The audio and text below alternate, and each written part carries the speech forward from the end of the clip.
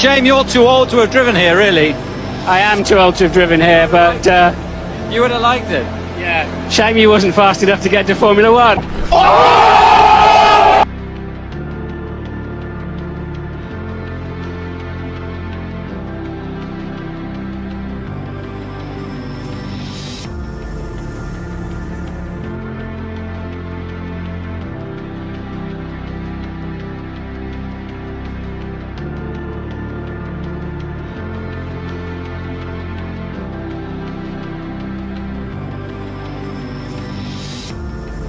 No, Mikey, no, Mike, that was so not right.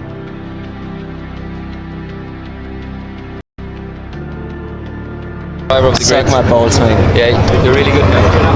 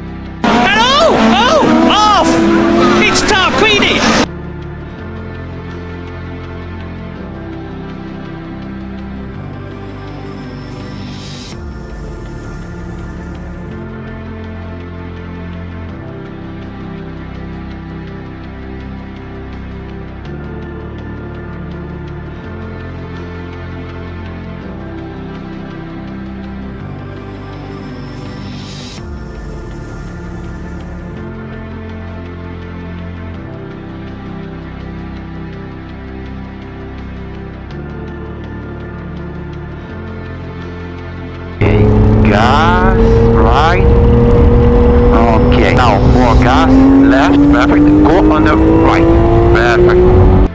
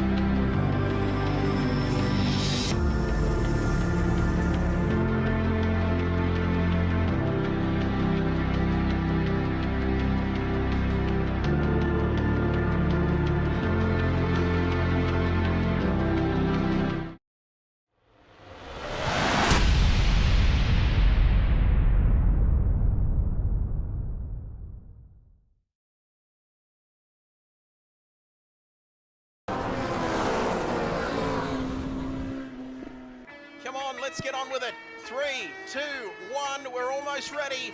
Are you ready? Go, go, go! Green, and away we go. Summer Series 25 drivers streaming down into turn 1, and already Wilco looks like he's got the jump on Albert and takes the lead, but Albert is not done with yet. He's going to go around the sexy Rexy, yibbida, folks, down there in 4th, and all the while this is giving Wilco the chance to pull out in front. Themselves up here in the opening lap, but Bob, it's been hectic, but not quite as hectic as what I thought it would be. Down the inside of Sideways, is it going to work, Bob, or is it going to end in tears? I think it's come off. Yes, it has. And it's Wilco with a nose in front as we come through to complete the lap. Sideorg, our winner from last week and championship leader, King in there as well. And don't tell me Wilco could have gone from 1st to 3rd in a matter of corners here, Bob. I reckon he's lost the lead, and he could be down to third by the end of the opening lap.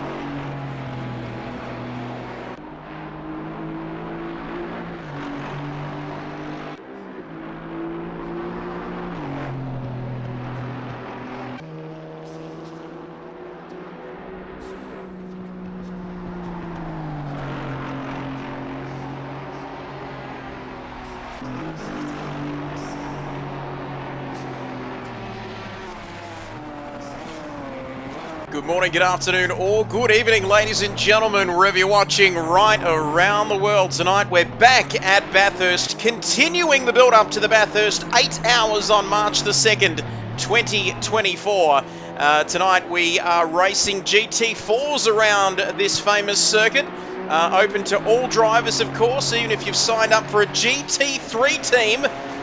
Single driver entries again tonight. Practice kicked off at 7:30 p.m. Eastern Time, and then qualifying, which you join us during the start of this qualifying session, as nobody has set a competitive time. In fact, they've set no time, as we see Nismo Nath there coming through the chase. And these GT4 cars looking absolutely magnificent. They're KTM's, Alpines, Mercedes, as well as the Ginetta. I think I was calling them Vingetta, but that's what I sprinkle on my chips, as Nismo Nath into the barrier. And then he's hit Wilco as well. An absolute carnage there.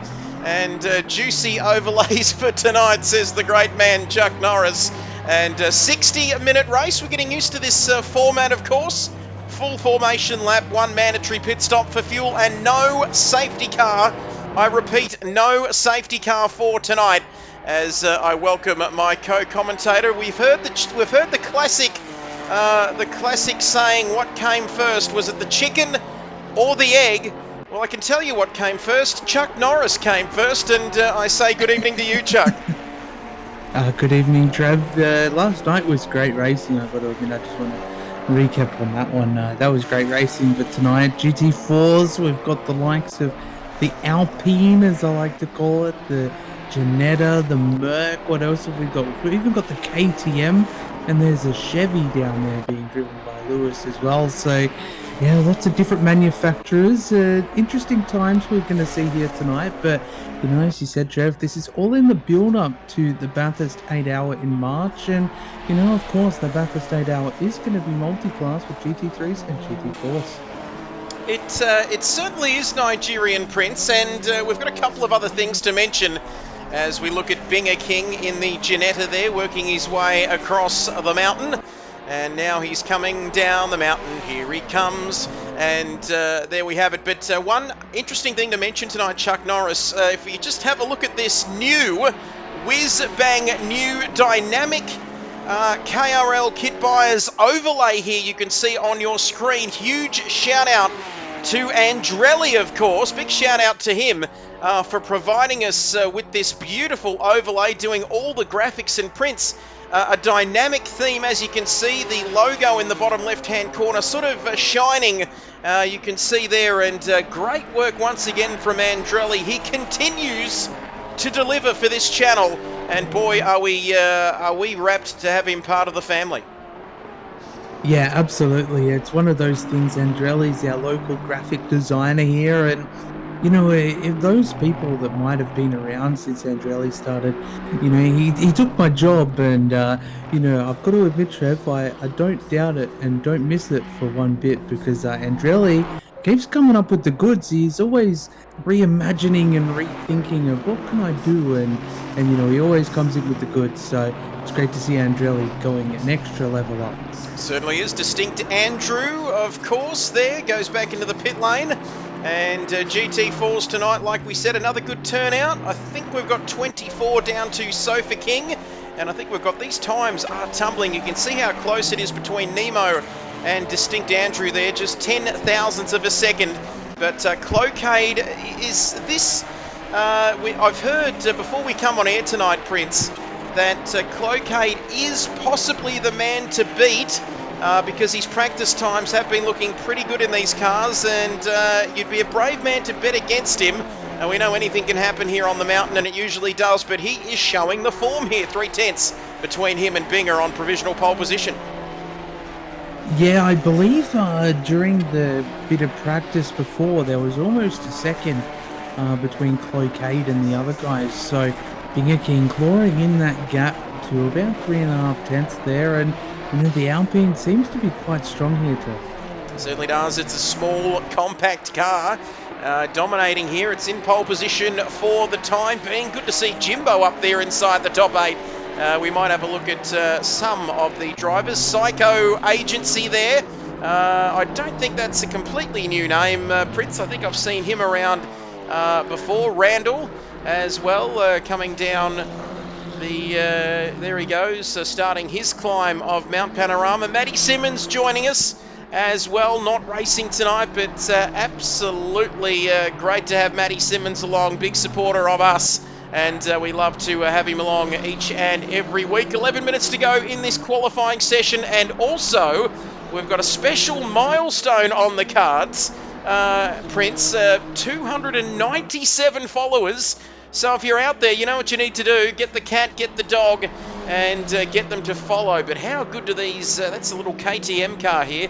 They're very light, they're very compact. They pack a punch, don't they, though, these cars, Chuck, as we see them go around the mountain. We're hearing that the Janetta car, we might ride on board with Binger. We might ride on board with Binger to just see these cars. I think are we riding on board with Binger? No, let me have a look here. Because, Prince, these cars max out at about 240, is it? I think on the main straight, we believe.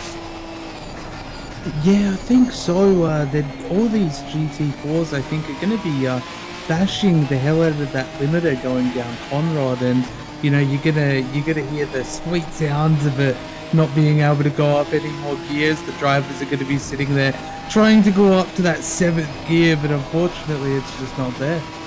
As we can see him coming over the top of the mountain here, working his way back down again now. And the S's, Skyline, the S's, then the Dipper. Very difficult sequence of corners to get right, but he's done it on this occasion. Past the Marshall post there. And let's just, we might just stick with this, Prince. We're inside 10 minutes here in qualifying, but we might stick with this because you're going to love this, everyone watching at home. Let's see where it hits the rev limiter. So up to 6th gear, 220, 230, down Conrod straight, approaching the chase. He's not going to get to 240, Chuck. Look at this, 239, 240. I think I can. The little engine that could just gets to 240 Ks. Down to 3rd gear. Into the chase, turns 21, 22, heading up towards Murray's Corner now. He's currently in P2, is our man Bingerling. And I want you to play with my Binger King here tonight. That's for sure. Down to 2nd gear, out of the final corner. A little bit of oversteer there, slight correction. Coming out of that corner, he comes across the line. And he's come to a dead stop there, and he's back into the pit lane, still in 2nd position. So I think we'll keep an eye on the other times as they're coming through here. I'll get back into 11.9 for Clocade now, Trev. Ooh, 11.895, near enough to a 2:11.9, and 8 minutes remaining. So these drivers have still got time, and you can see the front of these Janettas. They do indeed look like smiley boys. Very evil looking smiley boys, but they look like smiley boys nonetheless, Chuck. Yeah, I do miss the smiley boys. you know, I remember the you know, everything that floats down here, you know, come here, George. But no, I think every time I look at the front of cars now, I try and work out whether they're smiling at me, whether they're angry at me, or, you know, it's just something that's etched in my brain now. Yep, that's exactly how I look at Mrs. B and have the same thoughts going through my head. Is she happy? Is she mad with me? And then she's just sent me a message saying we're doing a Macca's run. Well, please get us a large Angus beef with all the trimmings. But that is the voice of Chuck Norris you're hearing all the way from Adelaide in South Australia. The only man that can slam a revolving door. That's how good he is. And we know the famous joke about the shark. Who you were bitten by a shark, Chuck, before Christmas, of course, when you went for a swim off the coast of Adelaide, and tragically, after a long battle, the shark passed away and left behind a family of sharks, or a school of sharks, which I also would have accepted. But these boys, the pressure is showing, and pressure, it either can make you or break you, because we've seen Rain of Fire, they're having a few issues there. Cloquet sitting inside his little Alpine, his little pink and white Alpine, very pleased with himself, because I don't think we're going to see anything quicker than a 2:11.8 here, Chuck. Yeah, I don't think we are going to see any quicker than what Cloquet's done. That is an absolute stellar time. And, you know, we saw Rain of Fire, you know, pushing as hard as he could over the top of the mountain there, going into Skyline. Unfortunately, just grabbed that outside curb, and the car didn't really like it. It said, no, this is my no-no square, please don't touch it, and threw him straight into the concrete barrier. But Kilroy, though, looks like he's managed to touch that curb perfectly fine, and he's making his way down Skyline. He certainly is. No way is a 2:11 possible, says Rain of Fire. And, well, it's happening. It's materialising before our very eyes here. And he says no way a 2:11 is possible. Well, it's possible if your name's Cloquet and in your little pink Alpine. As we take a look at Kilroy, he's 1.4. There are some big gaps, isn't there, Chuck? It's getting very close towards the midfield, but there's, what is there, 9 tenths between Binger and Wilco in the same car and the same machinery. Equal machinery, as Nico Rosberg would say. Yeah, definitely an equal machinery sides of things, but, you know, while being an equal machinery, people have done some different things to their setup. So some of these guys might actually be driving a GT4 for our Bathurst 8-hour coming up in March, and some of them might not be, but they're looking to have a bit of fun in the car. So it's interesting, though, to see these times, knowing that an 11.8 is possible. It's on the cards. It's just a matter of whether you can extract that time from the car. And also, we've got Hef.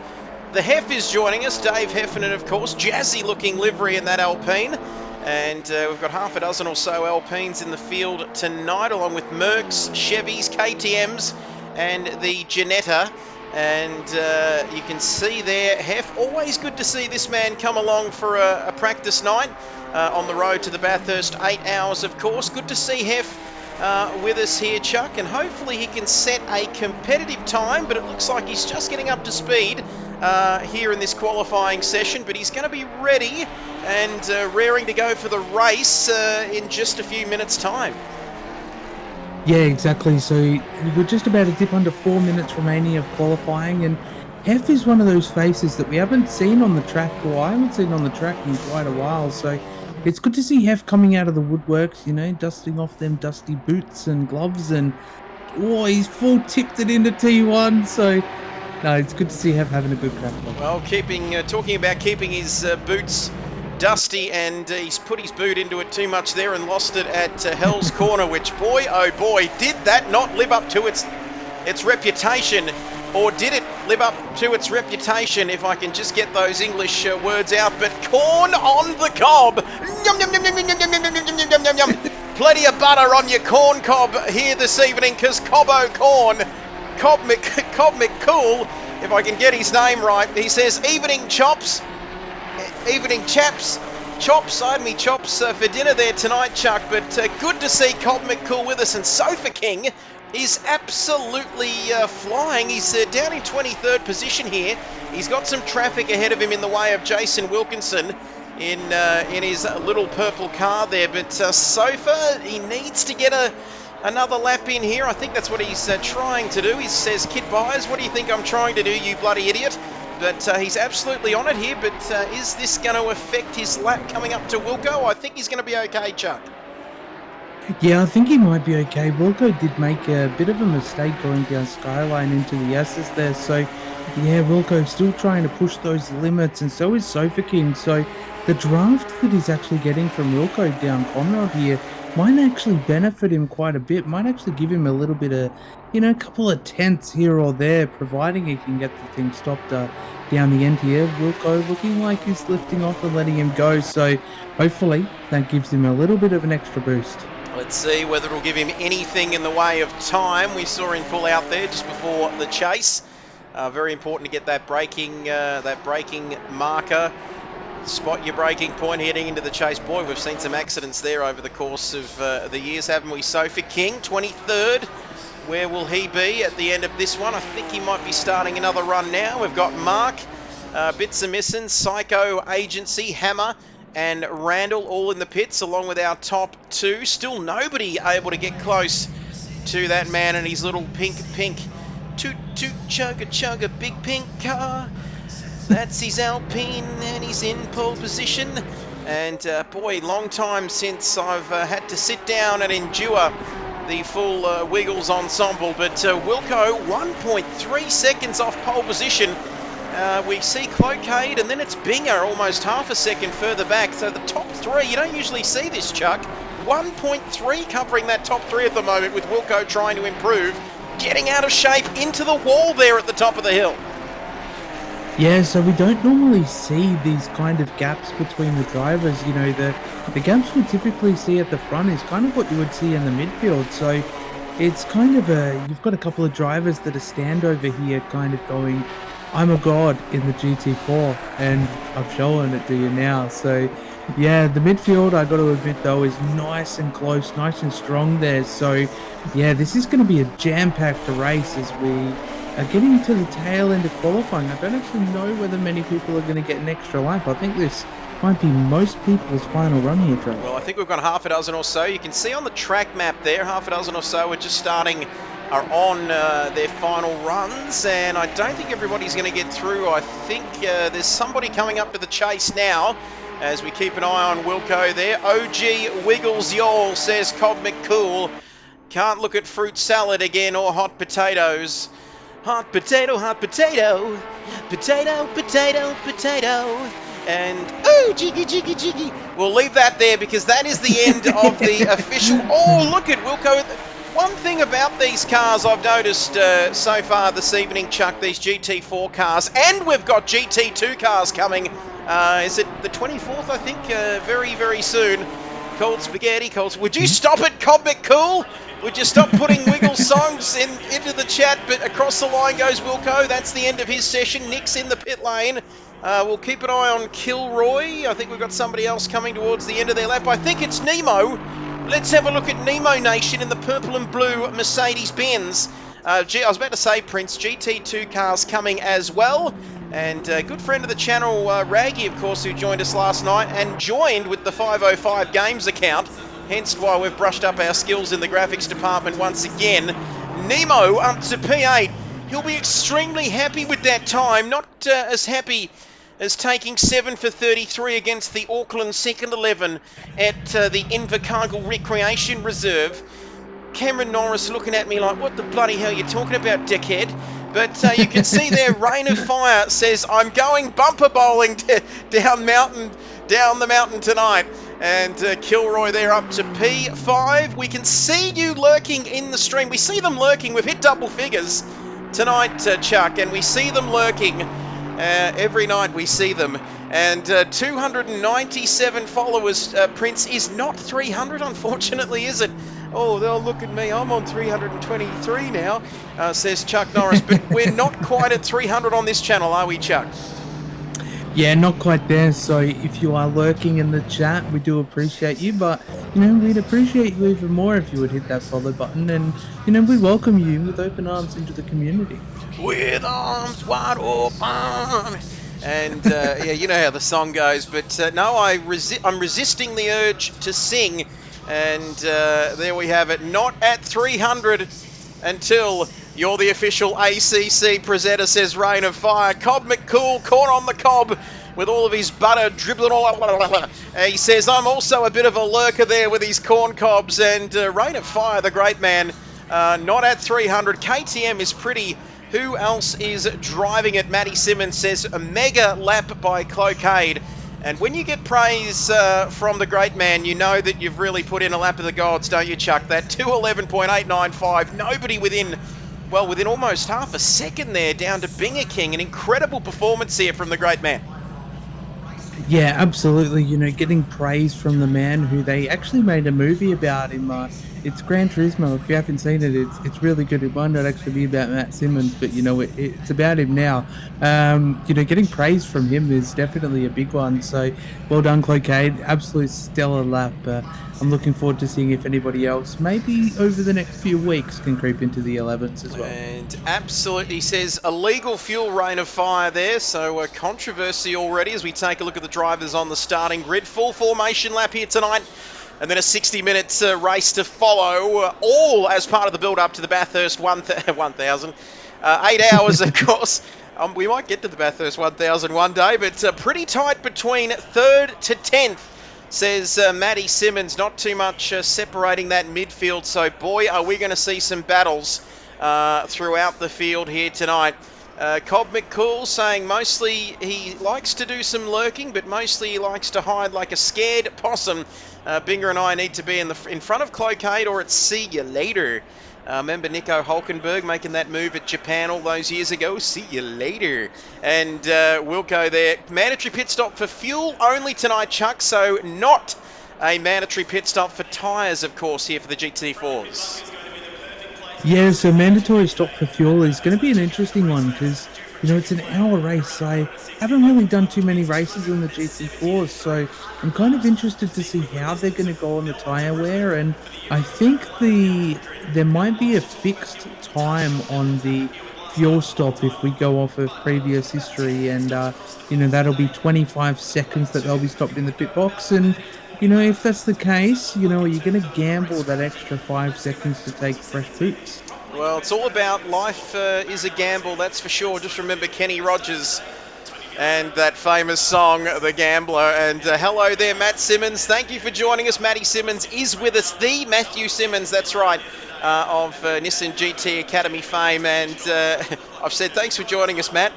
And then I've put, and everyone else as well. It's not just about Matt, but everybody who's joining us here tonight. Hey, Mintz there, let the gushing come in. Cobb, can you please keep it clean? Keep your cob clean tonight, if you don't mind. 30 seconds, thank you for race control. And we might take this opportunity as the drivers are turning their lights on and getting ready for the formation lap. 20 seconds. If I can speak English, that would be a good start. Chuck, we might go to a quick break and then we'll be back with the start of the formation lap and the start of this 60-minute race here at Mount Panorama. Do not go anywhere because we'll be back in just a few moments, ladies and gentlemen. Stay with us.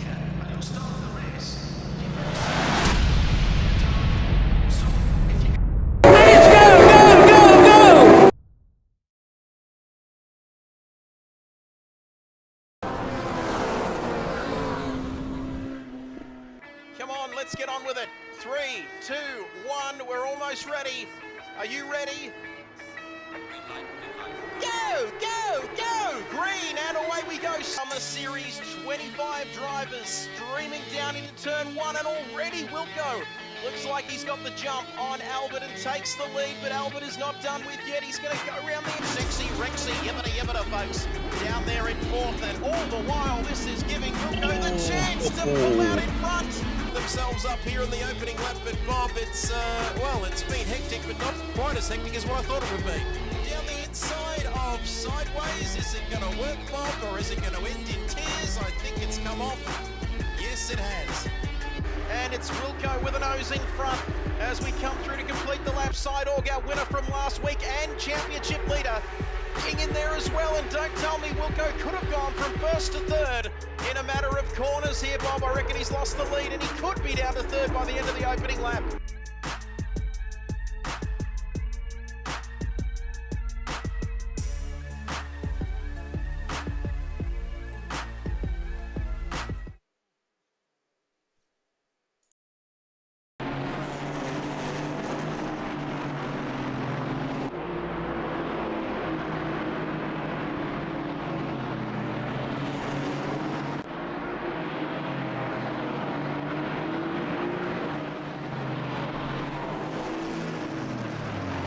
Welcome back, ladies and gentlemen. Whoa!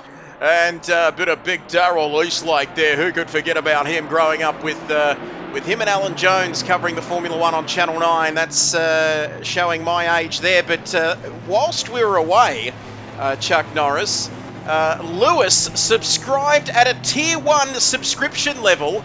And look at that. He's been subbed for 9 months. And wow, and then I've just started brainstorming baby names, including Kid Lewis or Lewis Kid. Yes! And Xylanth has followed, and Chuck, I think that is somebody we know. And she has followed the channel, and that gets us up to 298, Chuck. Yeah, Steph, thank you so much for following. Greatly appreciate it. Hope you're doing well. Life is good. Lily is good as well. There we have it. Alan Jones, dry as a chip in the Sahara. And good old AJ there. Never, didn't mince his words, AJ. Used to call a spade a spade. Could have potentially missed out on, well, he did miss out on a Ferrari drive back in the day. But anyway, we won't trouble you with those stories for anyone over the age of 50, because it's great to have Lily along for the ride. It is Lily, isn't it, Chuck? Yeah, she goes by Lily or Steph. Lily or Steph, it's great to have you along. I figured I'd come and show some love, since you, every time we love our Chuck streams, that's for sure. But look at these drivers, headlights flashing, warming their tyres, warming the brakes, getting ready here for the start of this 60-minute race. Steph, you couldn't have timed it any better to follow the channel and join the family. And because we can see our race, he's not leading the race, is he, at the moment? Our pole position man, Clocaid, in the Alpine, followed by the two Ginettas of Binger and Wilco. And it's got a little bit of a Max Verstappen feel about it, given his performance in qualifying, Chuck. I reckon if he gets through that first corner cleanly and gets off up Mountain Straight, I reckon it could be all she wrote. But there's a long way to go, isn't there, in this race? Yeah, absolutely. Long way to go. We've got the hour clock just about to get underway. But yeah, I've got a feeling there might be like a Red Bull contract sitting in his trailer waiting for him to get back. Well, while that's all happening in his trailer park, we'll wait and see. The start of this race is almost ready. Let's get ready to rumble. Here we go, ladies and gentlemen. We're away once again at the famous Mount Panorama circuit. Howdy, howdy. Let's get and rowdy, says Steph. And watch the but look at this Clocaid. We talked about this man leading off of the start of this race, but he's lost the lead already. In fact, he's lost 2 positions there. And Binger and Wilco have already jumped him off the starting line. Of course, rolling starts here for this, a rolling start here for this race. And Clocaid is not leading the race, as everybody managed to get away cleanly. Chuck, something going on further down the back of the field. Hef, Hammer and Nismo, Nate, Psycho and Sofa getting amongst it there. Go get him, Wilco, says Steph, as the timing charts are going off. But wowee, HC Lewis across the top of the mountain for the first time. The cars streaming through. Look at them. Zoom, zoom, zoom, zoom, zoom. And the Mercedes, the Alpines, the KTMs, and there's a Chev in there as well, Prince, but always a hectic start. And of course, no safety car for tonight, so it makes it even more treacherous here on lap 1. Yeah, exactly. So the tricky conditions of, not having a safety car for anything that happens or kicks on is always a different one. And, obviously we will have that during the Bathurst 8-hour in the start of March. But yeah, Clocaid made a mistake early on in T1 in Hell Corner, and unfortunately lost the lead to Binger and Wilco there. So it's kind of thrown a bit of a curveball in there, but looked like a couple of shenanigans kicked off on the straightaway up to T2 track. As Kilroy and Jimbo side by side here as well. And Cam should be using his commentator filter, says Steph. And thank you for that. Not a single Aston Martin. We might get to those commentary filters, Steph, a little bit later on. Don't you worry about that. Including our man Rajesh, right from the streets of Chennai in India. But Jimbo, there's a little bit of a Jimbo Jones train. And you can see Willstar, Kilroy's through now. Willstar as well looking to go down the outside. And I don't think he's going to get that move done through Murray's corner on this occasion. But he's dropping down the field. And next up is Nemo hunting him down. Yeah, so Jimbo finding himself in a little bit of a sandwich here. So I wonder whether the Merc is just as good as it is in the GT3 sides of things, where it's quite quick on the straight. So only time will tell whether the little Alpine can kind of hold on here. But, Jimbo is doing quite good holding on to a P8. And keep in mind, he is still classed as an AM driver. So definitely props to Jimbo. You can see there, Jimbo continuing the struggle. We'll get back to the front. And Clocade has made his way past Jason Wilkinson. We've missed this. We do miss some of these moves. It's hard to keep an eye on everybody. But now Clocade is back at the front. And he's only got Binger King between him and the lead P1 of this race here, Chuck Norris. And now Binger's under all sorts of pressure. And it seems that Clocade is right up behind him and he wants to play with his Binger King. So Bingerling doing very well to hold on to his crown here as Clocade trying to claw his way through, but Wilco's doing a bit of a wiggle, you know what I mean, Trev? These GT4s you can kind of drive these GT4s on the limit a lot more than you can a GT3, and you can have a bit of fun with it while you're at it. So Clocade nonetheless clawing away 5/10 off Binger here, and I don't know, I don't want to call it too early, Trev, because, we're only 2 laps into the race now, but I wonder whether Clocade's going to get a move done on Binger and maybe, run away with it. Well, look at that. A battle for the lead down the inside. That's a little bit ambitious, but now it's just put Binger King off his game, and I think Wilco might have had a bit of an off there in his battle with Nick as well, but down to Murray's corner here on lap 2 of this race. Binger now holds the lead, and they're fun, aren't they, these cars? You can throw them around, you can be a bit rough with them, and I'm not talking about me, I'm talking about the GT4 cars. But through turn 1, Hell's Corner, and Binger keep it nice and clean there, but Nick as well getting amongst it. Don't forget about Distinct Andrew, and 3rd, 4th and 5th very close. Willstar's got the quickest lap as well, but look at this battle. Look at the battle in the middle. From about 6th or 4th, 5th, 6th, they're all together in a huge big chunk. You could throw a pizza box over all of these chaps at the moment, Chuck.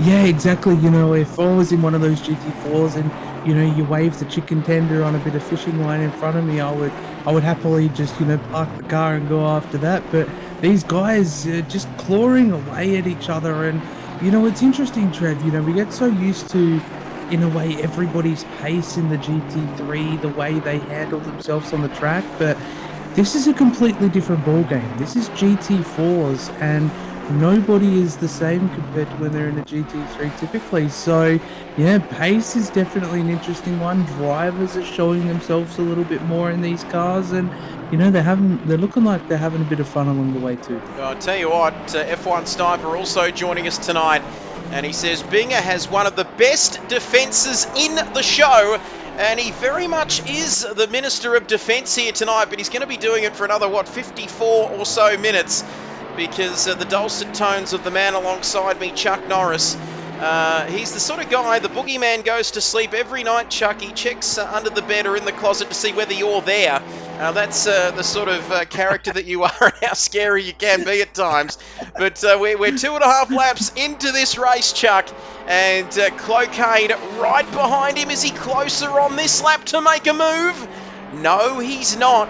And the Minister of Defence, my Bingerling, is hanging on I just associate this man with a square yellow car, but at the moment the Ginetta, which only tops out at, what does it top out at? 240 Ks. We saw that in qualifying riding on board, and boy, he's doing an almighty job here at the moment, 7 minutes into the race, Chuck. Yeah, absolutely. Mighty job here by Binger to keep on holding off Cloquet, and Cloquet keeps looking for that move. He did try it down at the chase, or what was it, last time around, wasn't it, Trev? Well, lap 1 he tried it, I should say, and didn't quite get that move done, and he thought about it again on lap 2 and still couldn't get it done, so he's all over Binger's mirrors trying to get that move done. But Trev, I just want to bring your attention to a little battle that we have going on between P8 to around P11. You've got Jimbo, Nemo, Rain of Fire, and Shawnee Fuller all fighting out for P8. And Jimbo is on the inside of Griffin's Bend here. Is he having a little bit of a tour of the flora and fauna up there at the top of the hill? What is going on? He's back into the pit lane there. There might have been that house. There was a house for sale up there a few months back, wasn't there, Chuck?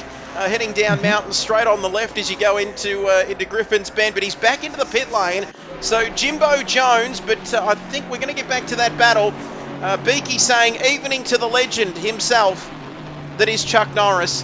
Oh, and Trev. Oh, and then I said, look, so is that how it's going to be? That's the way it's going to be, little Beaky.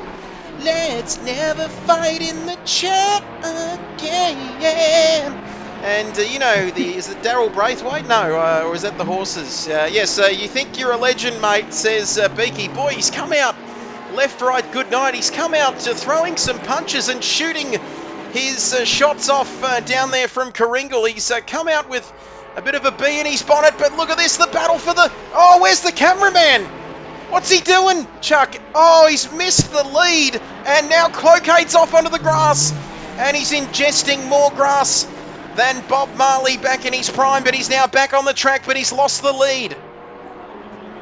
Yeah, so the cameraman just couldn't quite keep up with that. The move was that good that the cameraman didn't even want to show us how the move was made, but, you know, he did want to show us Cloquet doing a little bit of Jim's mowing there at the end of the chase. So unfortunate for Cloquet to make that small mistake, but I feel like he might have been, you know, in a GT4, he might have been going warp speed there and kind of couldn't brake in time and had to take the escape road for a minute. So Binger, though, provisionally still holding on to the lead, but that gap is now about 1.5 seconds. So a bit of a fresh air for Binger now. And don't forget about Willstar, our man who's got the fastest lap of the race. He's putting pressure on Wilco here, and Wilco having to use every single ounce and every single morsel of his driving experience, of course, running the Jason Wilkinson Driver Academy, JWADA, and that is doing very nicely indeed. I think we've got a couple of Chevys here in the field tonight, big chunky looking things compared to the Alpines and the other cars. But Willstar is a man on a mission. Oh, and Wilco's into the wall. He's had a silly salmon moment there, Chuck, and he's chucked it into the wall, and now he's off completely. Yeah, so the Wilco's money don't jiggle jiggle. He falls into a cement wall. You know, unfortunate for him and carrying a little bit of damage now, but I feel like that's kind of the tendency of these GT4s, you know, you can drive them on that raggedy edge and they love it, you know what I mean? You've got full control of it, where you do that with a GT3 and it will snap and you're quickly in the morgue. So yeah, unfortunate for Wilco there. Hopefully he can still claw back. I don't want to call it too early, but I feel like there might be an early pit lane maybe to try and get a stop out of the way, but you know, that might not come for another few laps. As Cobb McCool says, that's not going to buff out, and Beaky agrees with me for once. Heavens above, good Lord, it's a miracle. He says, let's never fight again, but please, it's conditional, this one though, get this. He says, let's never fight again, but please never sing again, you set my dog off. And there we have it, taken out at turn 2, 3 wide doesn't work, says Jimbo. He's been in the wars again, and we have been in the trenches, Jimbo and myself, on Battlefield. I was a medic and he was infantry, and we went through some stuff back in the day. But that sure is that's sure some history there. But 48.5 minutes remaining in this race. We might check on some of the other battles because Prince, we've got 20 odd drivers in this race. It's not just about the top 5, and it's time that Kit Byers showed some of the drivers lower down their order. And Sideways Polka and Randall are involved in a ding-dong. Let's have a look at this battle. In fact, these guys are very close. Vibesy only 1.1 behind them as well. Yeah, so quite a few battles kind of going on throughout the grid, but you know, the mid-pack is definitely a healthy one, and lots of battles going on. Sideways Polka and Randall, respectively, in the KTM and the Merc. So interested to see how this KTM handles over the top compared to its competitor, the Merc. But yeah, Vibesy not too far behind as well in that Alpine. So the top of the mountain, very tricky in a GT3, but these guys look like they're handling it pretty well in these GT4s. And there we have it, Polka getting very close. It's all about setting up your move, isn't it, atop across McPhillamy, Skyline, etc., etc., isn't it, Chuck? And then getting really ready to have a crack sort of Conrod straight and then through the chase. But what other battles have we got? Bits are missing into the pits from 18th place and then out again. Nemo as well down the field, Chuck, so he might have been in some trouble. But Yo Yickety down there. Nismo Nath, he's still running, albeit in 23rd position in the 37 Mercedes-Benz there, coming across the top of the hill once again. And the battles are continuing. Sideways, of course, and Randall, like we mentioned. Distinct Andrew is there. He's 0.8 of a second behind Nick with 46 minutes remaining in this race. 60-minute race if you're just joining us here on KRL. In fact, it's not KRL, is it? We're on the Kit Byers Twitch channel, but it's the Australia-New Zealand Endurance Series. And boy, what a series it is, looking at Andrew complete his lap. Cloquet now with the quickest lap, as we see Nick once again putting pressure on Wilco, and he's made a mistake as somebody yellow flags out there at Reed Park, I think it was, at turn 6, but they are back in the pits now. Wilco off again! This could be terminal, Chuck. Yeah, I feel like Wilco's on life support during this GT4 race. Things just haven't quite gone to plan. I think he maybe copped a little bit too much damage over the top of the mountain in the first handful of laps, and unfortunately finds himself suffering in the top speed and, you know, just getting swamped by everyone. So does the old return to the garage, and maybe we might see Wilco do a cheeky appearance here in the commentary box eventually, depending on if he decides to bring it out of pit lane or not. Well, we'll wait and see. This battle is heating up. Well, one of the potential contenders is gone. There's another yellow flag. I think that might be for Wilco in the pit lane. But, well, I heard that the devil got arrested and all the police could get him on was possession. But with 45 minutes left in this one, Wilco just saying his car is ROOTED. Pressures are so low that it's pulling a handbrake on the car. 20 seconds of damage too. Time for FIFA. And you just get the feeling that his heart may not have been in it tonight, Chuck, and that's quite disappointing for him. Yeah, so I think that's where we need to, you know, like FIFA Wilco, those driver ratings and stuff like that. You know, when stuff like this happens, you know, sometimes that rating drops down quite a bit, if you know what I'm saying. And yes, we might have to get those ratings adjusted, but don't adjust your TV sets. As Wilco redeeming the sound effects here again. Gas. Yes!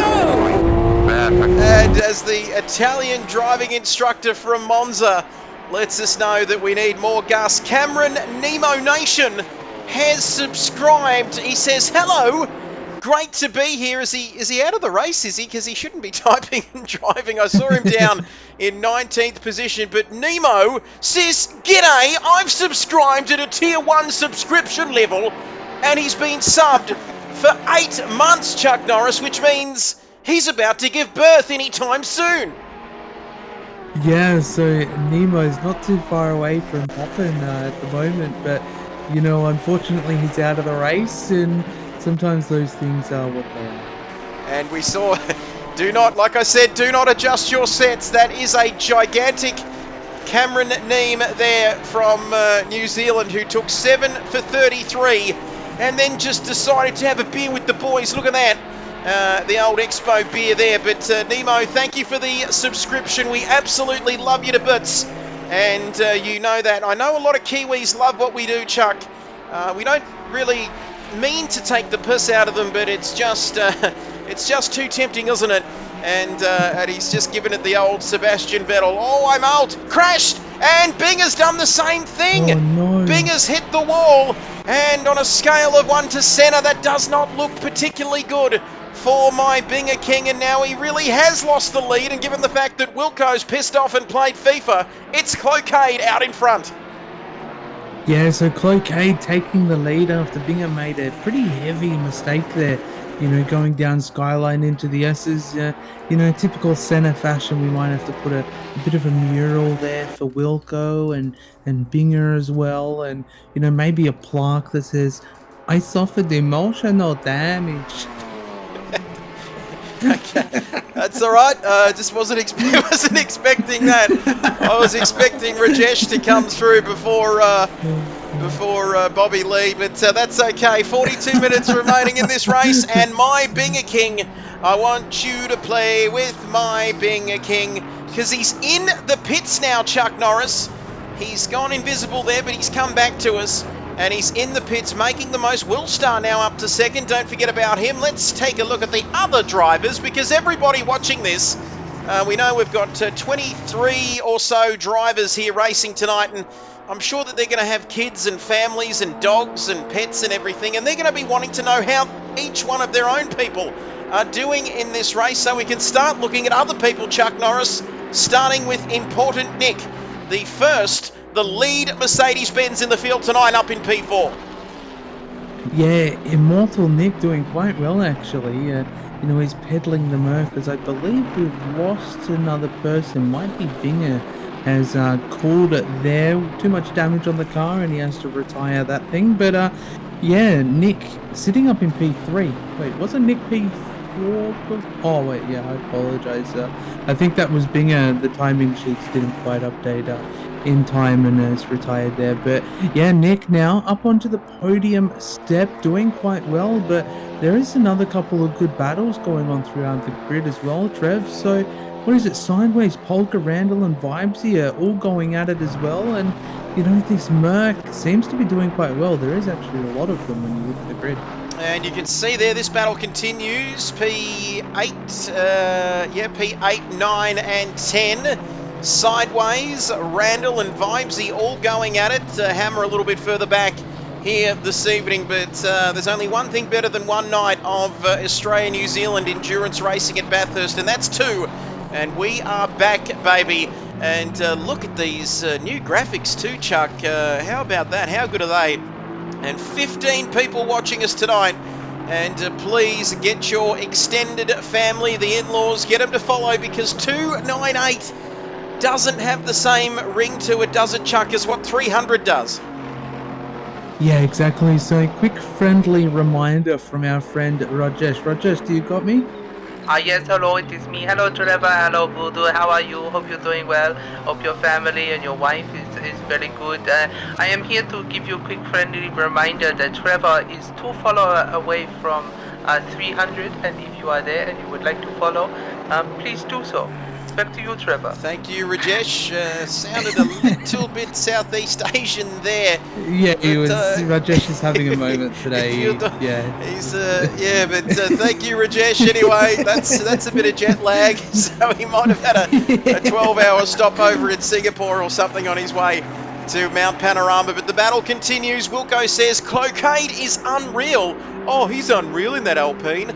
Miles ahead of everyone else in the Alpine. Thank you, Jason Wilkinson, who's off doing his ultimate team business on FIFA or EA Sports or whatever the hell it's called. EA Sports. It's in the game. And Glasso there says Sideways needs to slow down. His driving will push our team into pro class. He's having a great time of it tonight here, approaching half race distance. Speaking of close, 300 is so close. I can feel it reaching out and grabbing that 300. And we're about to bowl a perfect game, I think, very, very shortly. We're 2 followers away. I won't sing that song, you know, that song we usually sing. But 15 people watching the stream, and the sun is beginning to... Is it setting or is it rising, Prince? I think we started at 6 a.m. local time in-game, I think. Yeah, so I think the sun is rising. So if we're following suit for the last couple of races that we've done, we've been starting at about 6 a.m. So yeah, we'd be getting almost to about 6:30. We might even be at 6:30 in the morning now. So yeah, sun slowly getting there, and you know, it's going to start blinding people coming into Skyline. As you can see now, just recapping, Kilroy into the pits. So that's interesting. He's slotted in there behind Nismo Nath, who has some damage on the back of his Mercedes. And we'll let those two Mercs look at each other in the pit lane. Cloquet is miles ahead, Chuck. 5.9 seconds. How has he pulled that out of his rabbit in the hat? Because before it wasn't, the gap was not that big, was it? But now he's just pulled his rabbit out of his backside, and we've lost another one now. We've got less than 20 drivers with us tonight, Chuck. It's they're dropping like flies at the moment, aren't they, with 37 minutes to go? Yeah, so I think a couple of drivers have unfortunately run the gauntlet and gotten a little bit too much damage along the way. You know, the GT4s are quite tricky to master and quite tricky to get right. And, you know, you add that onto a track like Bathurst as well. It's definitely a challenging combination. And, yeah, it's unfortunate to see a couple of drivers not quite making it through the halfway mark. But sadly, I think that's just kind of the nature of the track. But Trev, I just want to kind of, can we get an onboard, maybe next time around for Cloquet, but maybe can we get an onboard lap of Cloquet next lap and just kind of see how he handles that Alpine over the top of the mountain and over the course of the lap? We'll do one better than that, Chuck. We'll get an onboard of somebody. I'm just Rain of Fire, Randall there as well, and Vibesy, Jimbo in the pits, Cloquet. We might jump on with Cloquet, I reckon. Shall we do that? We shall. And let's have a look on board. Let's have a look at the master at work. We'll get rid of all these overlays, and we'll just get rid of this, Chuck, to get a pure, unfiltered lap around here. Look at this, up to 6th gear. He is absolutely flying in this Alpine. Best lap, the fastest lap as well, a 2:13.252. His quickest lap, Chuck, and also his last lap. Look at that, 5 milliseconds difference, and consistency is his middle name. Yeah, exactly. Consistency is definitely his middle name. Yeah, we might have to call him Mr. Cloquet Consistency. I can't remember the last name I was thinking of. But one thing that's interesting me the most, I think, out of what Cloquet's got is down in the bottom right-hand corner. Viewers, peer your eyes to the bottom right-hand corner. You will see his throttle inputs, his brake inputs. You also see his ABS, his TC, all those kind of good things that the drivers use. You know, bits of assistance to help them over the course of a lap and help them, you know, tackle the tricky cars and stuff like that. But one thing I want to bring your attention to is he has TC off. So that means he's not running any traction control assistance. I don't know whether that's an Alpine thing. They don't have traction control, but I do know the GT4 Maserati, I believe, has got no TC, but it's got ABS. So I don't know whether the Alpine follows the same suit. If it doesn't, I wonder why he's chosen no TC, Trev. Interesting choice as he comes through towards Quarry Corner. He's been through the cutting now, and he might be further along the road than that, heading towards Salmon Park, McPhillamy. Watching the master at work here, Chuck Norris, and like you mentioned, good spot there as you told our viewers to cast their eyes down to the bottom right-hand corner of your screen, because traction control, it's turned off, which means he has he's got traction control off, Chuck Norris, which means that it's not turned on. And you might think that's a masterpiece of understatement or a very obvious comment there. But look at the way he's working. Very minimal inputs, very economical, isn't he, Chuck, with his wheel movements? And it's always a big sign, isn't it, with a driver who's well and truly on top of his game. Not over-driving the car, not pushing the limit. And you can see there 250, 260 kilometres an hour down Conrod Straight. So the Alpine, no wonder it's got a good 15 to 20 kilometres. Chuck, on the Ginetta on the straight at least, so it's certainly got a straight line speed advantage, doesn't it, when it comes to out and out pace at the end of the straights? Yeah, absolutely, and he doesn't even have any draft to help him kind of unlock that pace and potential from the car. So yeah, it's interesting. This is a driver that's very smooth, very consistent. You know, some might say he's a bit of a smooth operator, but he's doing very well. You know, his inputs are so fine and precise that he knows what he's doing. I feel like he's put in quite a bit of practice. And you can sure as hell leave him alone, because he knows what he's doing. And we rode on board for that whole lap, Chuck Norris, and it was the fastest lap. He's dipped into the 2-minute 12s now.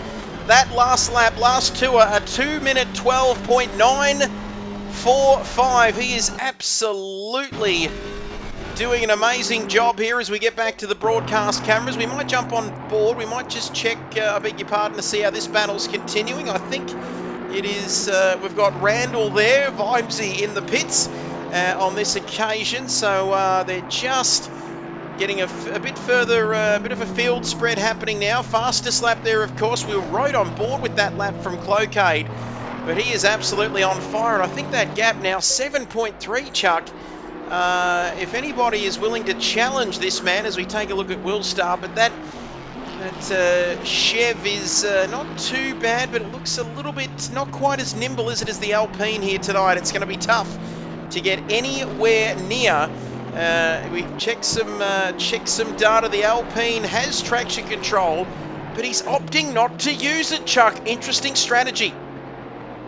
Yeah, definitely an interesting strategy. I was doing a little bit of research, checking some data quickly, and I did find out that the Alpine, it has traction control, but yeah, whether Cloquet doesn't want it because it's a bit more fun having the car on the edge, but I don't know, he's got no traction control, he's not sideways, he's very much in control of the car. So yeah, very interesting decision and very interesting choice that I'd like to hear his thoughts at the end of tonight in the post-race interviews to see why he opted to have no traction control in the Alpine. We'll stick around post-race, of course. We will be chatting with the drivers. Now Nick into the pit lane there from P3.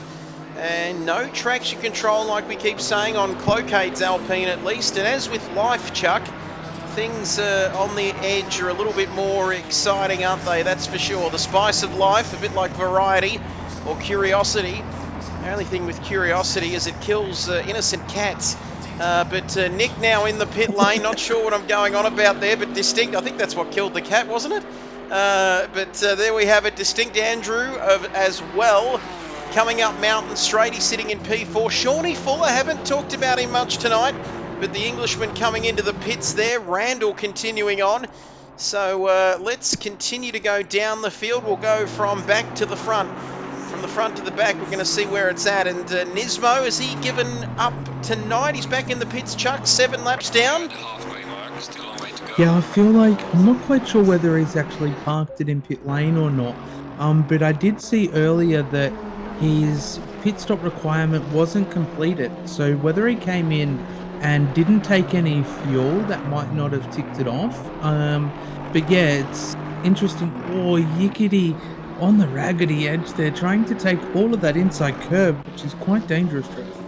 It looked like, to me at least, from the camera angle we were looking at, Chuck, that he was on 2 wheels, I should say, not 3 wheels. It looked like he was completely up in the air there.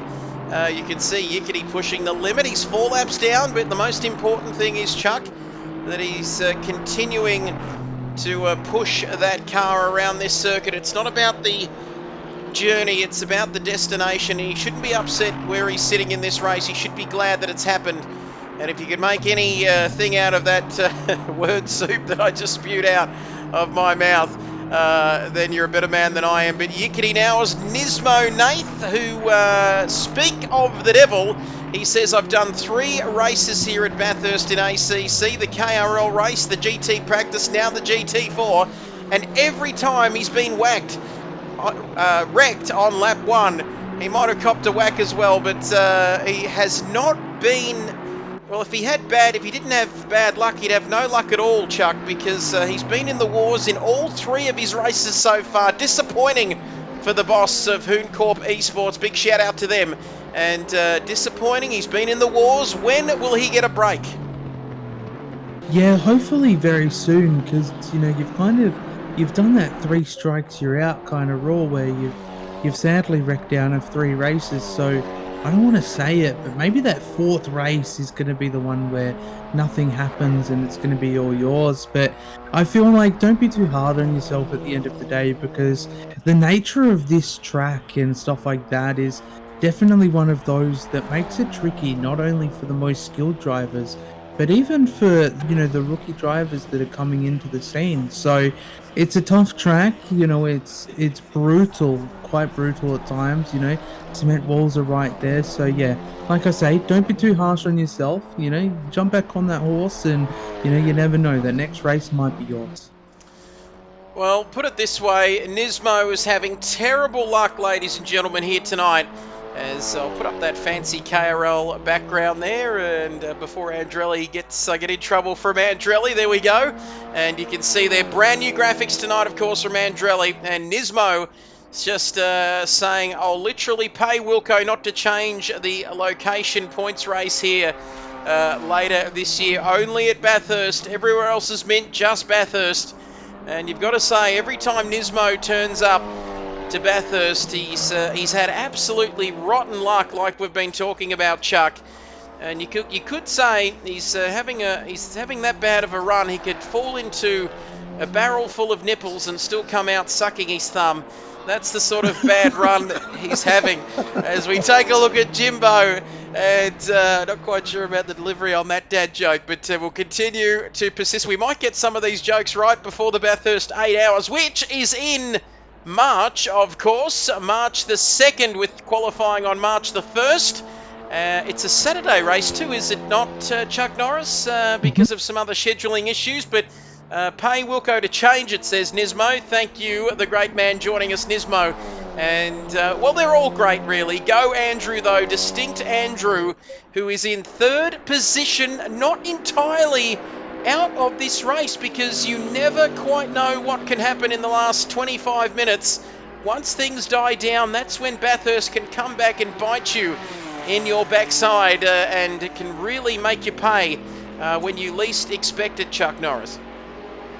Yeah, absolutely. I mean, you know, in a nutshell, I guess, to summarize what you just said, Trev, you know, I did a Bathurst 12-hour here, you know, a few years ago, and you know, we were running P1 in our class, a top 5 overall, and, you know, in that last 10 minutes, you know, things, you know, got a bit hectic, and our driver that was in the car at the time, you know, found themselves in a tricky position, and car went sideways straight in front of them, and we not only lost a top 5 overall, we not only lost the P1 in class, but, you know, I think we ended up finishing about a P14 or a P15 in the end, you know, and that was all within that final 10 minutes of the race. So, yeah, you hit the nail on the head there, you know, in the way that this track is. Yes, as Mark Ledwich now. Hello, we're not quite done here yet, because less than half the race still to go, and Mark Ledwich now right up behind Immortal Nick, or Imported Nick as I like to call him. But well, P8 and P9, the battle is not over by any stretch here. The KTM versus the Mercedes-Benz, in fact the Alpine I should say, versus the KTM. And this battle, in fact, it's a Mercedes versus an Alpine. I'll get it right eventually, but still, they're not done with here tonight, Chuck. Over the top of the hill comes Mark Ledwich, and Nick is coming up to some... Well, he's got Vert Wheeler just ahead of him, so this could get spicier than a chicken tender being dipping your ends in a hot thing of sauce. But let me just start all over again. This battle, 5th, 6th, and 7th, is very tight. Yeah, it is very, very close between these guys, and I think that's the one thing I think I'm loving about this GT4 race here tonight is, it's something a bit different. The guys are typically in GT3, so, jumping out of your comfort zone and jumping in a car that probably doesn't get used all too much is definitely something, but, these guys are having a right old battle here, so Mark, not too far away from Immortal Nick, but Immortal Nick right behind Vert Wheeler here. But Vert Wheeler still got to do that mandatory pit stop. So, with the pressure behind and, the car in that mirror, I've got a feeling we might see Vert Wheeler dive in a pit lane and get that stop done. Ooh, let's have a look. He has not made a stop yet, and bumper cars. Mercedes versus Mercedes, and Vert Wheeler's not giving an inch. Wow, what a bit of racing, and Nick still got his elbows out and managed to get through. He just needed a little bit more space there on that occasion, like the claustrophobic astronaut who just wanted a little more space. No, through Alice Connor. Oh, the lead in, the execution, the delivery. It was all there at Vert Wheeler, who has not made a stop. I think he might be struggling here on this occasion because he's got Mark Ledwich for company now, and Sofa King is in the same shot, but he's well down the field in 14th. But boy, great little bit of a battle there, but Nick was not stopping for anyone. He was taking no prisoners on that occasion. Yeah, I think that old saying, rubbing is racing, and, I feel like these GT4s can take a bit of a beating in a way, and, where something like that in the GT3 might have spun around not only one but both drivers. So I think it's a testament to show how much of a brick these kind of cars are. But nonetheless, though, that was some great racing in a Murray's Corner, and I thought it was going to continue into T1 and, all the way up the mountain, Trev, but seems to have settled down a little bit now. Well, things are settling down, but Mark is right up behind Vert Wheeler here. We'll keep an eye on things. We've got Vibesy and Randall, so... and was that Vibesy or somebody having a moment there behind Vibesy? Shawnee Fuller. Shawnee Fuller, I think. Did he have a moment, Prince? He's disappeared, and he's on the grass. Very scrappy here from Shawnee Fuller. Has he got some damage on that number 5 Mercedes-Benz? We'll wait and see when we can get a clear shot of this, but it just looked like, I think he's got some damage on that left front chuck. I saw him fly through our picture and looked like he made contact with the wall there on that occasion. Yeah, it looked very, very close. It was definitely a big moment and a big save that the cameraman only just missed fully catching. But nonetheless, though, Shawnee Fuller did well to keep the car in one piece, and it would have shaken him in his boots a little bit there, because a moment like that, when you've got Skyline coming up next, definitely throws a couple of nerves into that basket. So this battle here with Vibesy and Randall, this is spicing up, Trev. Well, in fact, it's so spicy that it's Vibesy's got him here. They'll change. Yep, you can see the timing screens on the left of your screen being updated.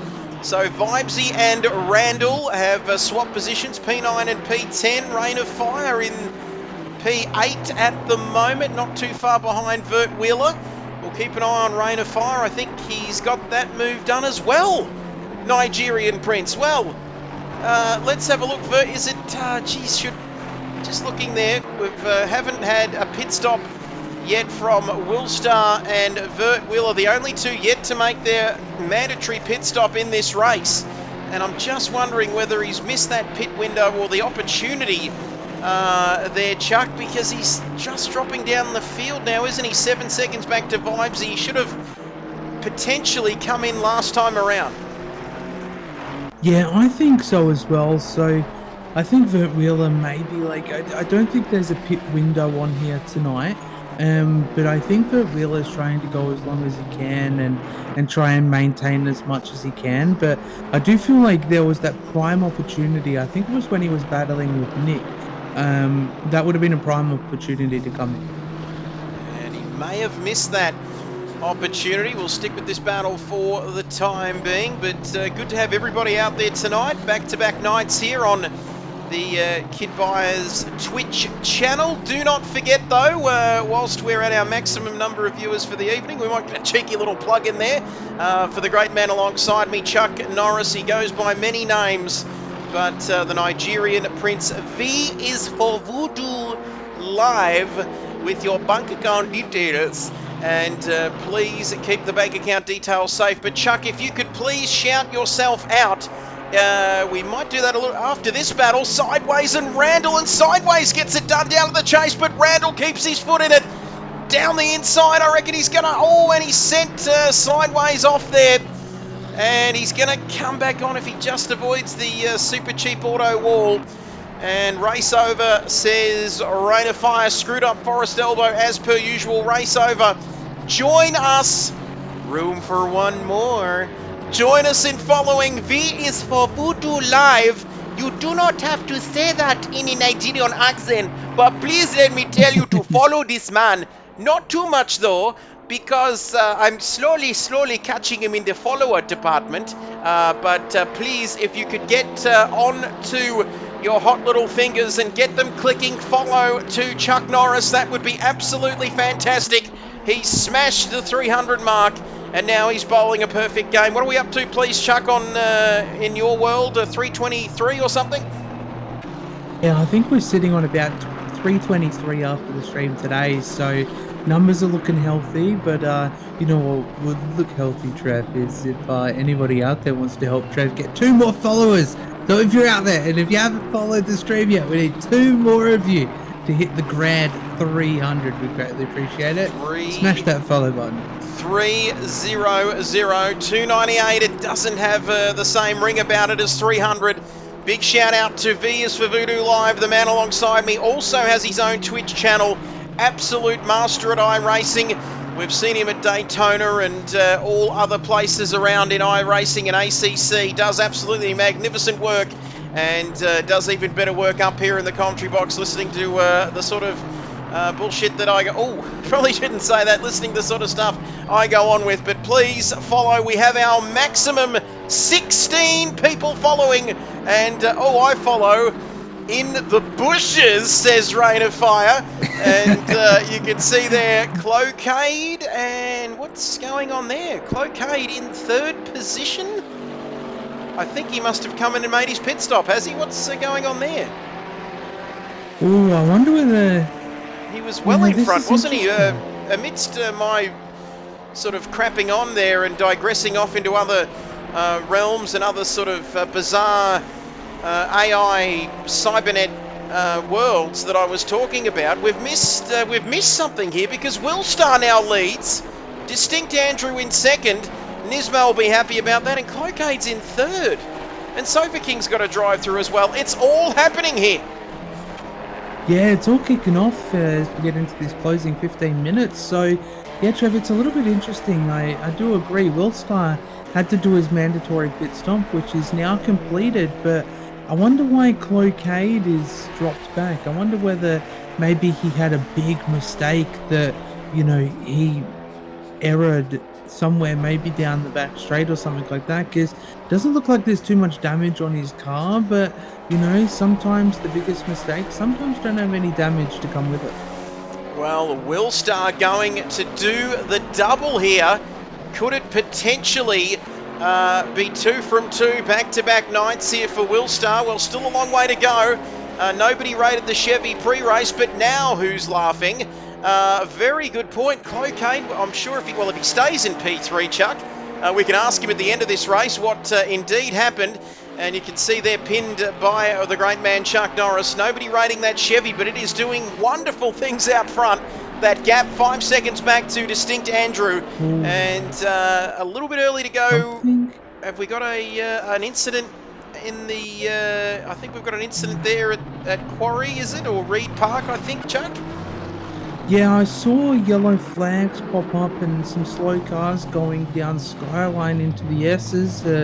Car teller put it back to pit lane, but there was another car that was yellow flagged that managed to keep on going, so I'm not quite sure who those drivers were. I'm looking at the timing charts now, and I got a feeling I don't know whether Sophie's come in naturally to do his drive-through, or whether he was a part of the yellow flags, maybe Yickety or even Nismo. Has he still been in the pit lane over the course of this time? But yeah, there was definitely 2 yellow flags and something going on towards Skyline and the S's trap.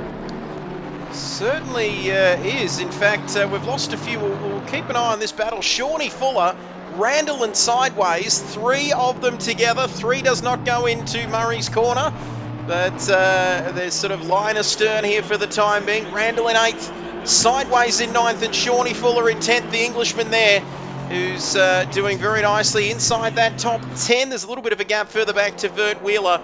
But you can see there, coming up Mountain Straight once again, 16 gorgeous, beautiful, wonderful human beings are joining us here tonight.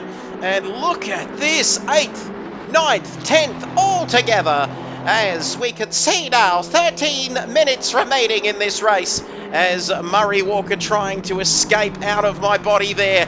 But you can see there that gap, and boy, they're brave on these curbs, aren't they, Chuck? The GT4s. We've seen a few guys come unstuck here through Griffin's Bend. They just get all 4 wheels onto the curbs there, and they like living dangerously, like when I tried the world's hottest Doritos. They like things on the edge, don't they? Yeah, these guys are absolutely on the rackety edge, you know, not only getting as close as they can to the walls, but, you know, they're eating curbs that you wouldn't normally want to touch in a GT3. So it's interesting that they're opting to kind of, you know, touch that no-no square of the curb when you wouldn't normally do it. But, you know, these guys nonetheless, you know, they're pushing as hard as they can, trying to extract the most out of it, you know, while keeping as close as they can to the driver in front. So, yeah, it's definitely tense times out there on the track. I got a feeling, especially for Randall, you know, not, you know, trying to not peek into that mirror, knowing that you've got 2 drivers behind wanting to take your position on the track. Well, he's currently holding down P8 in this race. We've almost hit 20 on the stream for a Thursday night or morning or afternoon. What's the old saying I use? Good morning, good afternoon, or good evening. I'm Kid Byers, wherever you're watching Run Around the World. And we've got a dozen minutes, less than 12 minutes remaining in this race. 8th, 9th and 10th all together. Shawnee Fuller just biding his time. Getting a little bit out of shape there. It's Mercedes 9th, 10th, 11th, 12th. Alpine, Kilroy and Nismo in the pits. But this is the battle we're looking at here, ladies and gentlemen.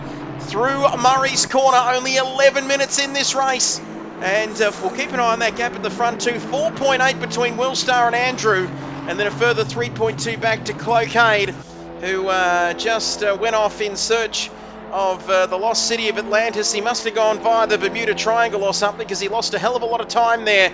And Randall is doing a very good job indeed, says Rain of Fire. Thank you, Mr. Campbell, as side by side now. Shawnee Fuller looking to have a go here through Griffin's Bend, approaching Griffin's Bend at turn 2. He's got the job done on Sideways, and now he's off in pursuit of Randall, but it's not going to be an easy task climbing the top of the hill here on lap 21, Prince.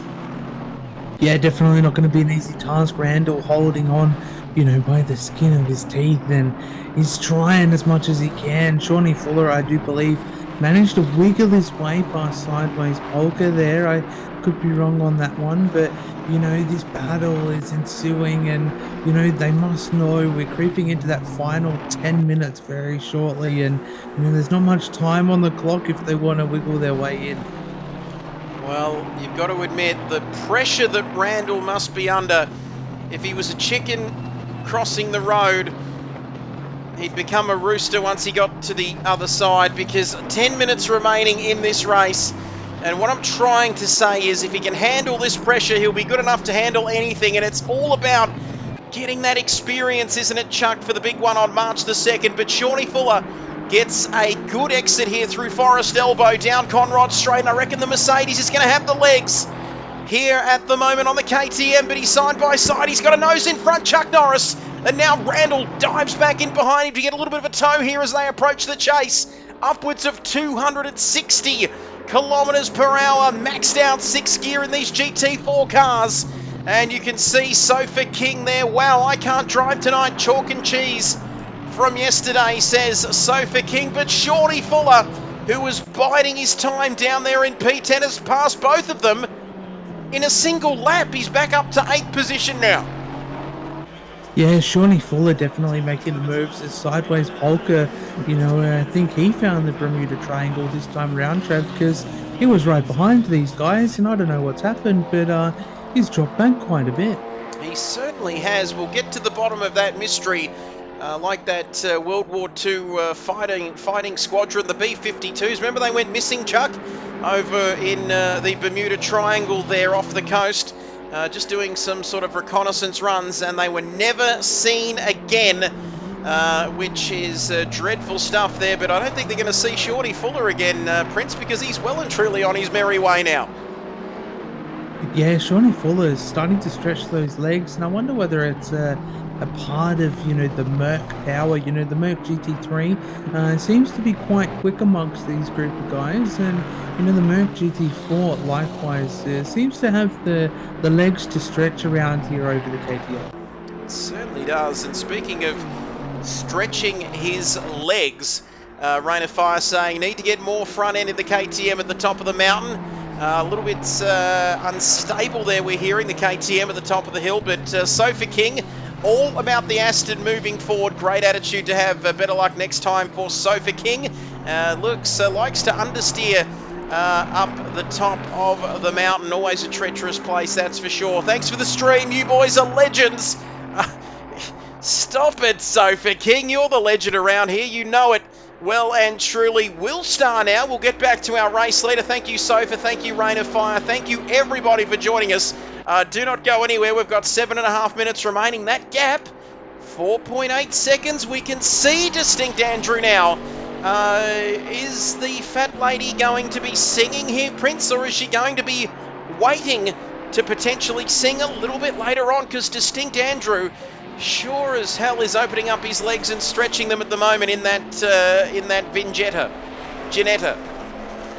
The Vinjetta. Yeah, he's definitely stretching those legs, Trev.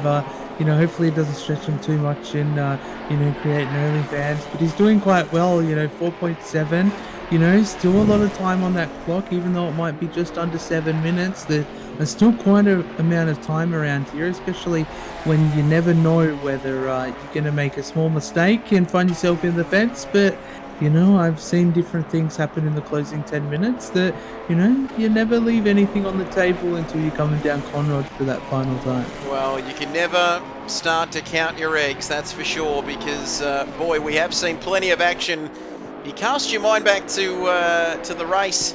Remember when King's Racing, I think they disconnected, didn't they, Chuck? Literally in the last minute of one of the endurance races last year, of course. Absolutely devastated they were. But Will Star, and loving the jokes there, Chuck Norris. You've been spending too much time in the commentary box hearing those dad jokes. But Will Star leads. Distinct Andrew, it's less than 4 seconds. Could there be another twist in the tail? Beaky says, what, Sofa King? Said you guys do a brilliant job. Thanks, gents. Great to have you alongside us. Well, he's not alongside us, is he, Beaky? He's down there in Kooringal in Victoria. He's a Victorian, like I'm a Victorian, alongside a South Australian from South Australia. And you can see there, Valtteri Bottas. South Australia, very much Valtteri Bottas country, isn't it, Chuck Norris, now in the off-season? Yeah, it is. He seems to tour the wineries quite often, and the wineries that I think he loves the most are literally a stone's throw away from me. So yeah, it's interesting. Maybe one of these days I'll bump into him one way or another. But yeah, he loves the Adelaide Hills, Trev. It's something about this place. It brings everybody from far and wide, doesn't it? It sure does. And we've got somebody stopped there, I believe, down towards Forest Elbow. Who is that? We might get... It's not Kilroy. Jimbo's still running, and they've gone. We're down to 15 now, Prince. Boy, oh boy, Jimbo. No, he's still running. There's Hammer as well going through your screen. Beaky's alongside us both in spirit. But, well, we're down to 15. I think we've lost about 10, haven't we, tonight? Yeah, we've lost quite a few drivers here tonight, and like we say, Trev, it is a very tricky track, and not a lot of these guys do run the GT4s, so it's good to see them coming out in force and giving it a good hot crack. But yeah, unfortunately, it's just not gone well for quite a few of them. So hopefully maybe next week, depending on the track that gets selected, hopefully they'll have a better run. You can see vibes. You hear that? is the voice of the one and only Chuck Norris. Man bitten by a cobra, and that cobra is now deceased and no longer living. And you can just spin that joke so many ways. It's a real pick and mix, that one. But less than 4 minutes remaining. Vibesy 1.1 further back from Mark Ledwich. And if you are lurking, and I know that there's a few people still with us, Prince, late or not so late where you are on a Thursday night, even earlier if you're in WA, even later if you're in New Zealand. But it's 9:30 p.m. here, ticked over 9:30 p.m. Eastern Time, 9 p.m. for South Australia. And whatever the various other times it is around the world, we're ticking down here. We've had GT3 cars on a Wednesday night here on the channel. GT4's here tonight. Huge shout out as well to Andrelli for that beautiful overlay at the bottom of your screen. And absolutely loving it there. Andrelli does amazing things. We didn't quite, due to time constraints, we didn't get to the track preview, Chuck, which we won't give too much away because we're going to wait till the big one on March. We might even unveil it sooner than that, but our man Andrelli has been doing some magnificent things here for this channel. Come on, Andrew, pile on the pressure. Distinct, Andrew, it's less than 3 seconds. It's 2.9, which is less than 3. And that means that it's less than 3 seconds. And this is not over. Could we see a twist in this tail?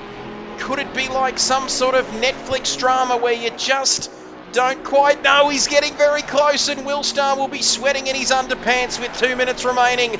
There can't be more than a lap left. I think we're on the penultimate lap here, Chuck. Yeah, so next time around should be the white flag, so only one more lap for Willstar to hold on to kind of take that double crown for this week, but you've got to give it to Andrew though. He's had a stellar performance here tonight in the regards of, not only the consistency, but the time that he's been clawing out, as well as, clawing away in these final closing minutes to get as close as he has to Willstar and, respectively as well. Cloquet, he was out of this world in terms of qualifying, the only driver to make it into the 11s. Unfortunately, he's ran into his errors as well, which finds him sitting in the final podium position there. But, on that same topic as well, there's been quite a few drivers that have sadly lost here tonight due to cars needing to be retired due to damage and stuff like that. So Bathurst coming out in fourth, showing you who's boss. Leader is on the final lap. Oh, Nismo says if the race was 10 minutes longer, he'd definitely have him. Fat lady not quite singing yet, but our leader is on the final lap here at Mount Panorama. Wilco saying you cannot pass in the Ginetta. You can only pass up the top or into turn 2. And he's not going to pass him into turn 2, is he, Nigerian Prince? That gap 2.8. And Vibesy now dropped back a few tenths there from Mark Ledwich. We'll keep an eye on that battle, but 30 seconds to go. This will be the last lap of the race. Can he hold on? I think it's going to be a bridge too far. It's going to be too much for him, Nigerian Prince, on this final lap. We'll take a look at our man Willstar through the cutting. Here he goes. He just needs to keep it together, not slide into a wall there. He's very close. Centimetre perfect, as the great Dennis Cometti would say, but he's coming across the hill for the final time. He's dominated this race. He sort of bided his time here this evening and just kept his nose clean. Cloquet went into the Bermuda Triangle and did not come out of it, Chuck Norris, but now 2.4. I don't reckon he's going to be able to do it, but like we always say, Chuck, funny things can happen. Yeah, exactly, and, Andrew has clawed like 4 tenths out of him over the course of the top of the mountain. So, yeah, although the Chevy is quite a nice car, it's definitely a fun car to drive around Mount Panorama. I've done it previously as well, and but the Ginetta just seems to have all that power, and I think you're apparently able to almost stay flat foot for a majority of the top of the mountain. So all that gap now, Trev, down to 1.5 seconds as they start to creep in to the final few corners of the lap. So I'll leave this up to you. Through the chase for the final time, here comes Willstar. Nobody rated the Chevy. We heard Nismo talk about it leading into tonight. but Will Star is almost home and dry through Murray's Corner to win Bathurst here in the GT4s, and he doesn't he love it? He gets it out of, does a few silly salmons across the line. Distinct Andrew, maybe another lap, and he might have done it. Cloquet across the line in third in his Alpine. Nick coming across the line as well. There's another battle going on. I think we might get to Vibesy. Here he is. Will, back-to-back winner for this week. 2 from 2. Perfect week for Will Star. We'll get to have a chat with him once again post-race. Do not go anywhere, all 16 of you. And we are about to chat with our 1, 2, 3, our top 3 here this evening. Mark Ledwich, I reckon he's going to do it. Alpine. 5th, 6th and 7th. Vibesy coming through. He couldn't quite get it done. And Mark had the legs at the end. But Dusk as well. That gap was very tight as he crosses the line. 5th, 6th and 7th. All crossing the line together. And here comes Shawnee Fuller in the Mercedes-Benz. Only one of 2 or 3 Mercedes in the top 10 tonight in this GT4 class. And don't forget, multi-class and driver swaps are back for the race next Thursday night. Randall comes across the line to finish highest, of course, Chuck, of the KTM finishes. A good result for him. Vert Wheeler Hammer is back in the pits. Bits are missing in 11th. Vert Wheeler there doing donuts on the inside of Hell's Corner in 12th. Jimbo Jones is still running. We love Jimbo, don't we, Chuck Norris? And he's coming through to finish 13th.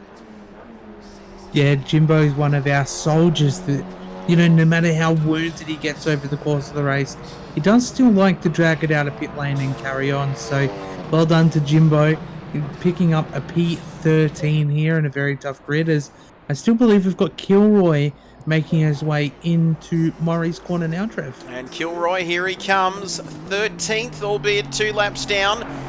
But more importantly, he's still running, he's still stuck it out here, and that's all you can ask for. And he's by doing that, he finishes in P13. And I've even snuck into 14th there, I think, Chuck, without doing a great deal. And you can see there Jimbo continuing on. But there we have it, the final results, ladies and gentlemen, on your screen in this GT4 class race here at Mount Panorama. Will Star 2 from 2. He took it out in the GT3s last night. And we're going to have a chat with him again because he wins here tonight. Will Star in first, Distinct Andrew in second, Cloquet in third. He ran into some trouble somewhere along the line. We're going to have a chat with him. Possibly another lap or 2, and Distinct Andrew could have had him there. I don't think anyone was going to have that Chevy, especially not the Janetta down the Conrod Straight there, Prince. But Dask in fourth. Mark Ledwich holding on there in 5th. Vibesy in 6th. Hammer Time in 7th. Bits are missing in 8th. Vert Wheeler in 9th. And the rest of them are on your screen, Chuck Norris, as you can see the results there on your screen. And we're going to get our drivers into the chat. We're just waiting for them to join us. And whilst we're doing that, do not forget, ladies and gentlemen, about the big one on your screen now. That's right, the road. This is the road to the Bathurst, 8 hours, but of course the big one qualifying on the 1st of March. And the 2nd of March will be the big 8-hour race, of course, with both myself and Chuck Norris, of course, the Nigerian Prince. Not a stranger to endurance races. It will be the longest race I've called, but if we lose our mind and start turning on each other, it's been nice knowing you. But yeah, like we said, back-to-back wins for Will Star this week. We're just waiting for our drivers to join us in the commentary box. But next week, Chuck, we've got multi-class and a driver swap race next Thursday, continuing the countdown to the big Bathy 8-hour. Yeah, exactly. So the road to the Bathurst 8-hour, if I can English, Trev, is definitely well underway now. We've just completed week 2. We've had a great night last night again in the GT3s tonight.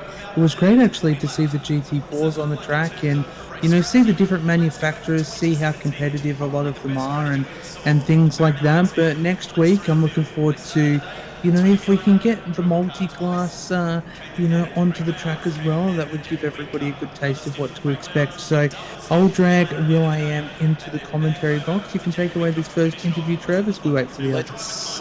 Yeah, we'll get to our race winner. Will, have you got us there, mate? I think I do, guys. Great stuff. Yeah, loud and clear, mate. What a week. We know it's all part of the build-up, of course, to the massive Bathurst 8 hours happening in March. But mate, you've got to be loving these lead-in races, mate. 2 from 2 GT3s last night and GT4s tonight. Yeah, I didn't expect to win this one. I pretty much had 10 minutes practice. I didn't have a setup or anything. I think I won in the pits though, because I went really long and then I didn't put any tyres on, so I only had like an 8-second pit stop. I think that's got to be where I got everyone else. But Andrew behind me was catching me at the end there. I reckon 1 or 2 more laps he would have had me. And I'm not sure what happened to Cloquet. So yeah, it was fun though. I haven't driven GT4s much. Well, you look like you're enjoying them, mate. Like you said, not a lot of practice coming in. We don't know what happened to Cloquet either, but yeah, there's some talk of the Bermuda Triangle and other funny sort of paranormal things happening. But, mate, absolutely fantastic week. It's been an absolute privilege to watch you out there, mate, and cover the race last night. And again tonight, mate, fantastic stuff. Appreciate you joining us after a pretty sweaty race. We know it's tough, mate, but thank you, and we'll catch you next week for a driver swap race, I think, if you're around for that one next Thursday. Thank you. I hope I can make it. Thanks again, guys. Great stuff. How good is he, Chuck, our man Will, giving us plenty of time there post-race. I think we have Nick in the chat with us. Nick is joining us. He finished fourth. Did he not, Chuck? Or did he? Yeah, I think so. But while we kind of have a bit of airtime and while we wait to see if Cloquet and Andrew want to join, we might as well interview Nick as well while he's here. Well, let's just do that. Nick, mate, have you got us there? Can you hear me? Yep, loud and clear, mate. P4 in the end, mate. Are you happy with that, or were you expecting more coming into tonight?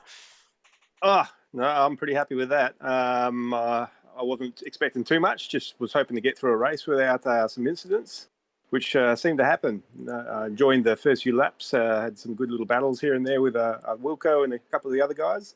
A little bit of nudging and rubbing, which was awesome fun. Good, very respectful racing. Not sure what happened to Wilco, but he just sort of pulled off and vanished, which was a bit of a shame. I wasn't sure what happened in the pits. I sort of got a reasonable good pit. I think maybe some of the guys didn't change tyres, which sort of put them forward, but ended up coming out just amongst it all and just kept it on track. Got a few really good passes, and yeah, that was just a really enjoyable race. Great stuff, mate. You look like all the boys had plenty of fun out there. We did lose a few guys, unfortunately. I think we started with 23 or 24 runners, but nonetheless, mate, all part of the preparation for the big one on March the 2nd, mate. Thank you for joining us, giving us your time post-race. We'll catch you potentially next week, mate.